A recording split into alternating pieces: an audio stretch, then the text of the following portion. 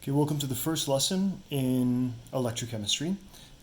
This lesson is primarily going to do with oxidation numbers and just the general concept of oxidation and reduction in chemistry.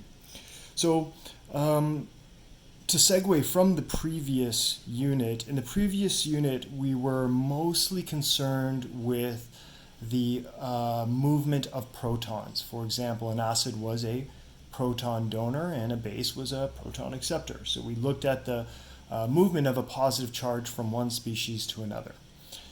In this unit, in electrochemistry, we are primarily focused with the movement of electrons.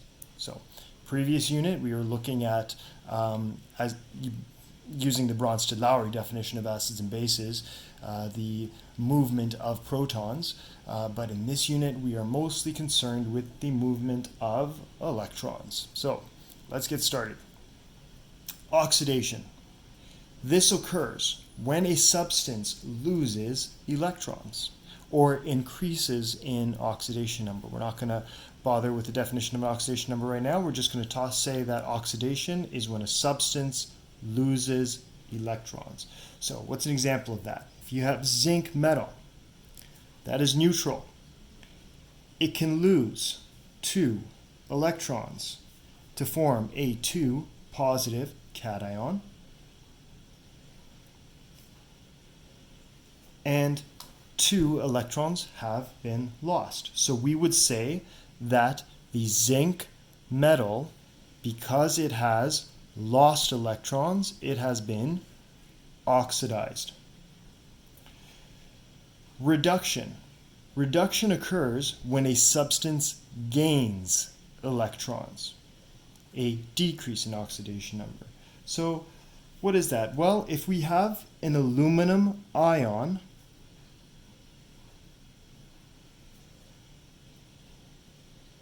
I made a mistake. When you have an aluminum ion, it can gain 3 electrons and become aluminum solid. So aluminum ions can gain 3 electrons and become aluminum. We would say that the aluminum ion has been reduced, right? And we say it's reduced because the oxidation number will decrease, right? So, what are these oxidation numbers? Well, they are numbers arbitrarily assigned to elements to show the net exchange of electrons. When we say arbitrarily, that might not be necessarily the best word to use, but it basically is a way for chemists to track the movement of electrons. So, for example, you have carbon, and it has 4 electrons. So it has the capacity to make 4 covalent bonds. It can make 4 bonds, and so for example, it can make bonds with hydrogen,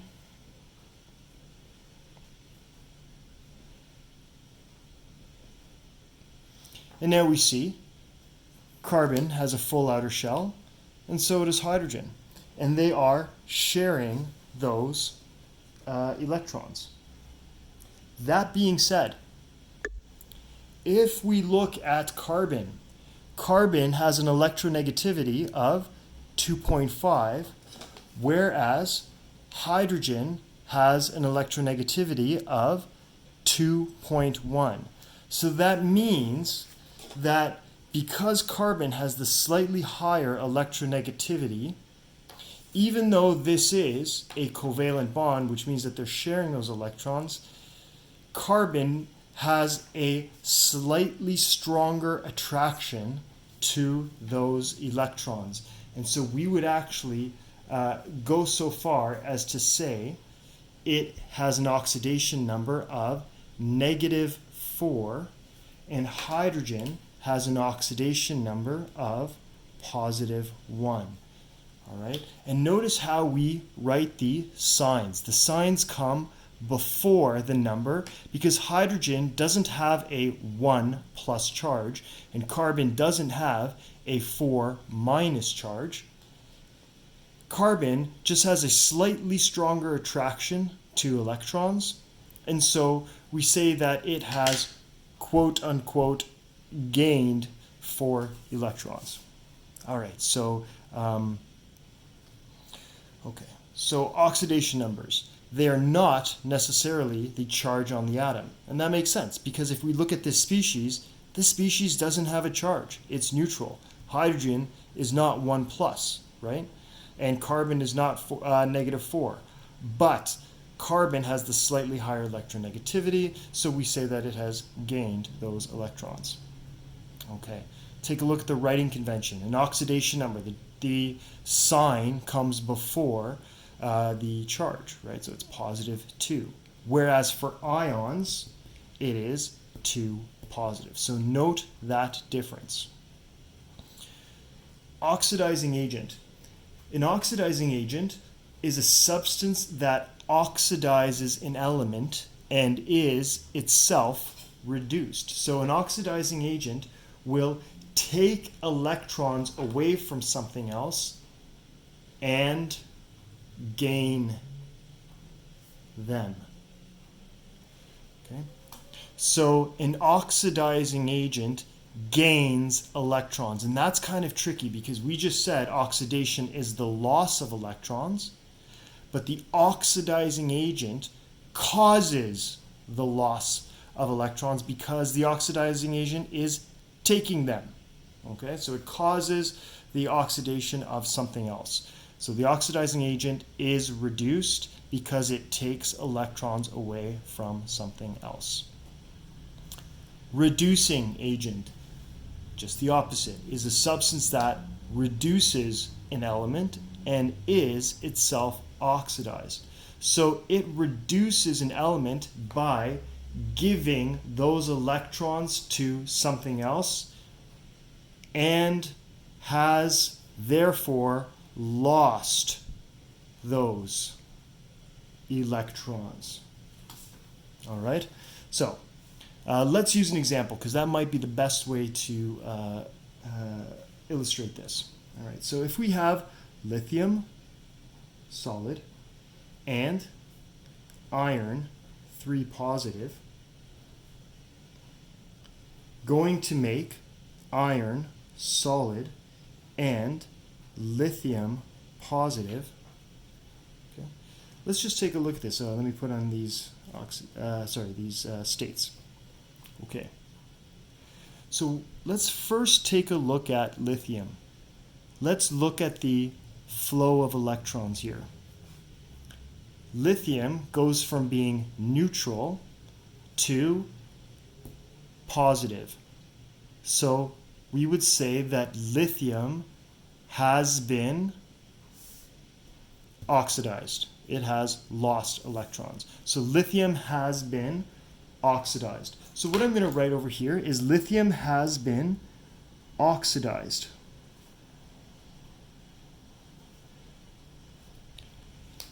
Let's take a look at the iron.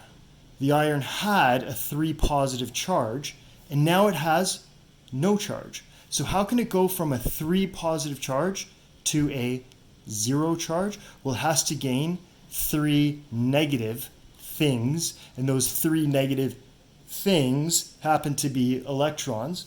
So we would say that iron has been reduced. Okay? Because it has gained, reduction, gained electrons. So iron got reduced, right? But where are these electrons coming from that it gained? Well, it gained them from the lithium. The lithium gave up its electrons to become positive. The iron accepted electrons to become neutral. So the species that gains the electrons, that takes the electrons away from something else and gains them, is your oxidizing agent.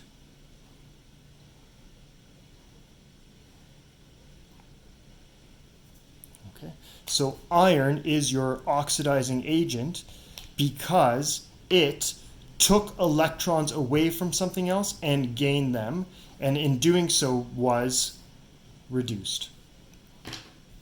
Lithium, since it got oxidized and it gave its electrons to iron, it is the reducing agent.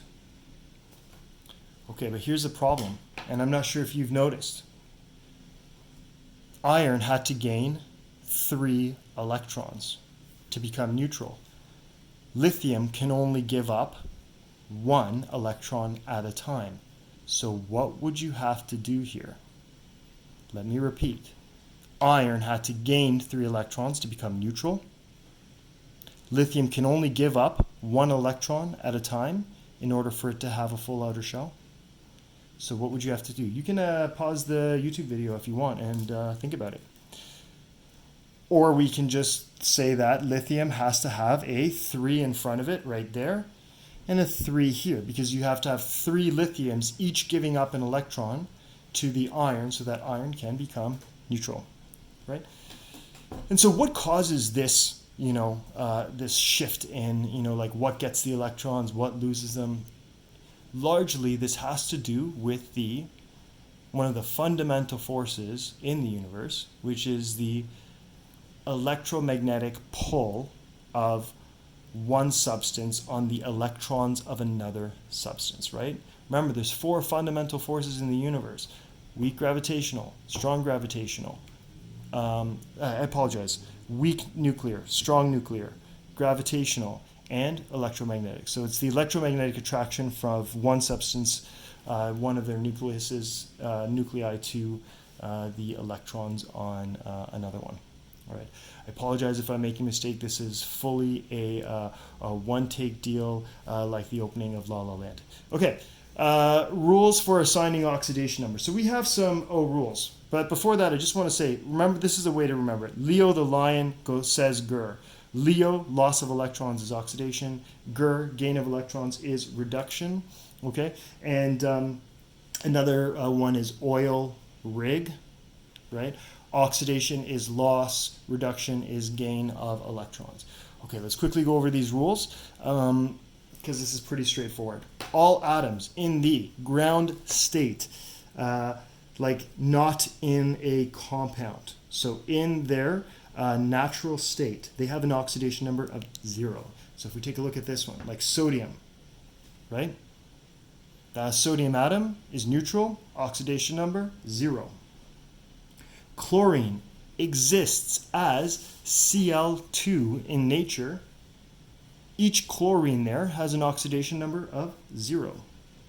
S8, all the sulfurs have an oxidation number of 0. Carbon has an oxidation number of 0 if it is by itself, as an atom or an element.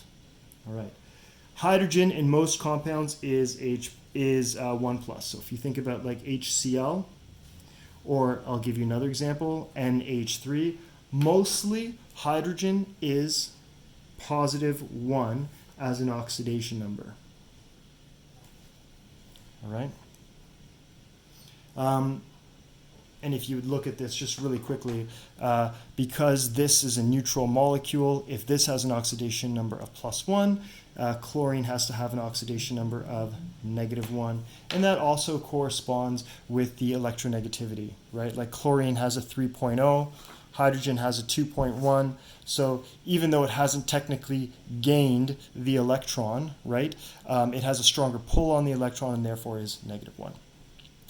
Oxygen in most compounds is the wrong thing that I should be talking about right now, because it should be hydrogen in metal hydrides. Hydrogen in metal hydrides, so if there is a metal with hydrogen, like for example, beryllium hydride, okay? Beryllium hydride, because hydrogen is in that compound with a metal, it has a -1. Another example would be sodium hydride. Its oxidation number would be -1. So hydrogen with a metal, okay, its oxidation number is going to be -1, but hydrogen mostly is +1. Oxygen in most compounds is -2. It's almost always -2 unless it is a peroxide, right? So H2O, you see oxygen, for the most part, you're going to put -2 unless I tell you it's a peroxide. So if it is a peroxide, right, in that case, it is a -1. Okay?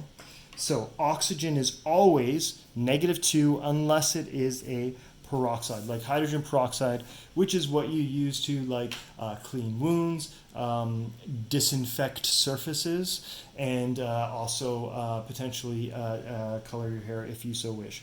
Okay, any monatomic ion. So monatomic means there's only one atom in that ion. So for example, K positive, potassium ion. Its oxidation number is the same as the charge on the ion, so that's +1, right? So let's take a look at S2 negative. Notice the charge is written as 2 negative, but the oxidation number is -2, okay?